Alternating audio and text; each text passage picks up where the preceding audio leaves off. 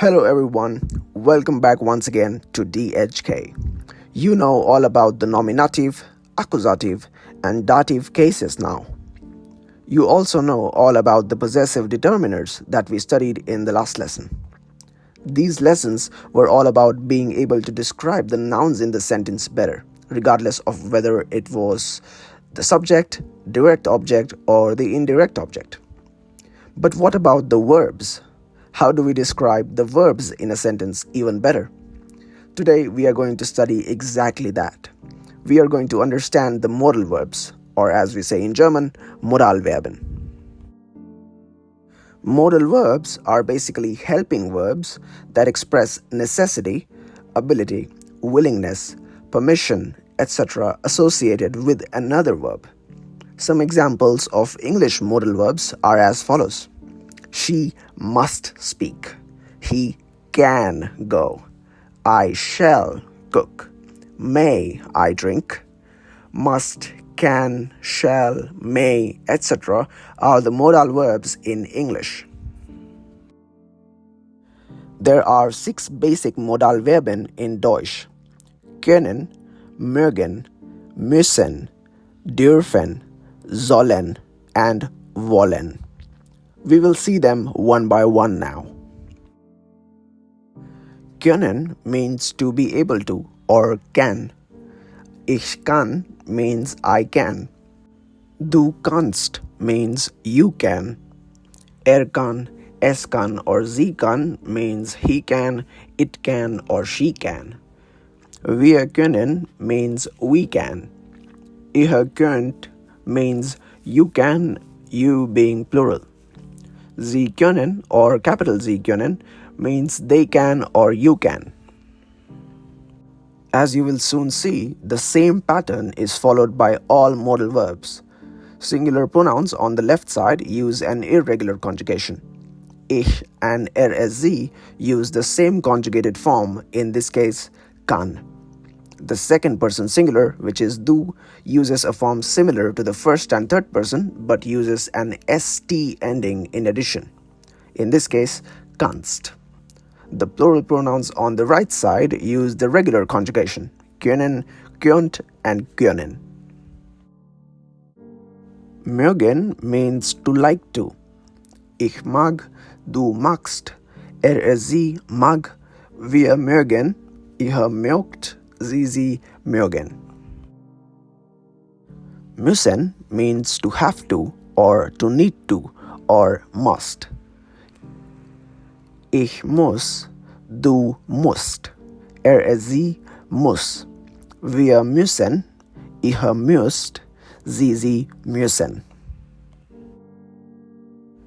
Dürfen means to be allowed to or may. Ich darf, du darfst, sie darf, wir dürfen, ihr dürft, sie dürfen. The keyword for this lesson is dürfen. To know more about keywords, watch our introductory video. Sollen means to be obligated to, or shall, or should. Ich soll, du sollst, sie soll, wir sollen, ihr sollt, sie sollen. Wollen means to want to. Ich will, du willst, sie will, wir wollen, ihr wollt, sie wollen. Note that ich will means I want to and not I will. It is easy to get confused between the English will and the German will, but they are very, very different. Now that we know the meaning of these modal verbs, let's see how to use them in a sentence. We have learned so far that the verb always takes the second place after the subject and before all the complements like the direct object, indirect object, adverbs, etc., right? We also know that the verb is always conjugated in the right form according to the subject.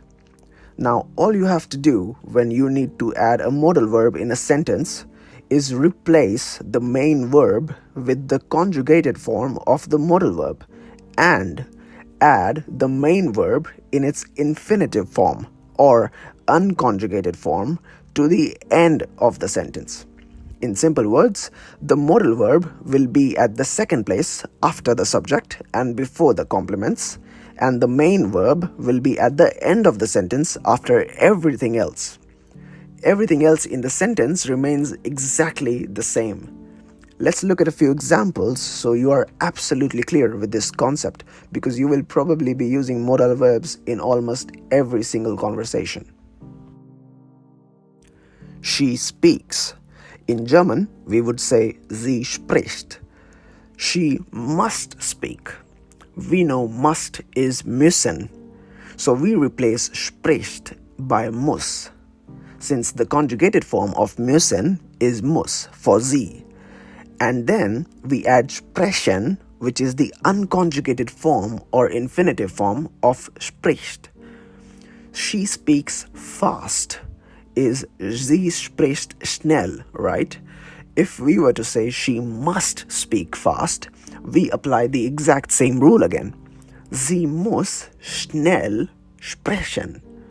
In English, the modal verb is just added before the main verb and everything else remains the same, right?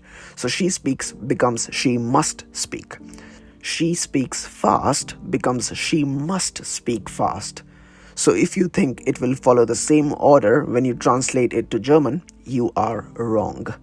If you try to say something like sie muss spricht schnell, no, you cannot frame a sentence like that in German. You must follow the rule that we just discussed. Let's look at another example. She speaks German really well would translate to sie spricht sehr gut Deutsch. Now, if you were to say she must speak German really well, you must say sie muss sehr gut Deutsch sprechen. This is the only correct way to frame this sentence in German. I hope that is absolutely clear to you. I would also like to read out a few more examples just for you to get more used to this kind of sentence structure. Sie will meiner Frau einen Computer verkaufen, meaning she wants to sell a computer to my wife. Der Student kann sehr gut Fußball spielen, meaning the student can play football really well. Jonas mag schwimmen, meaning Jonas likes to swim. Dürfen wir 19 Uhr essen, meaning are we allowed to eat at 7 o'clock or may we eat at 7 o'clock? Wollt ihr morgen zusammen studieren, meaning do you want to study together tomorrow?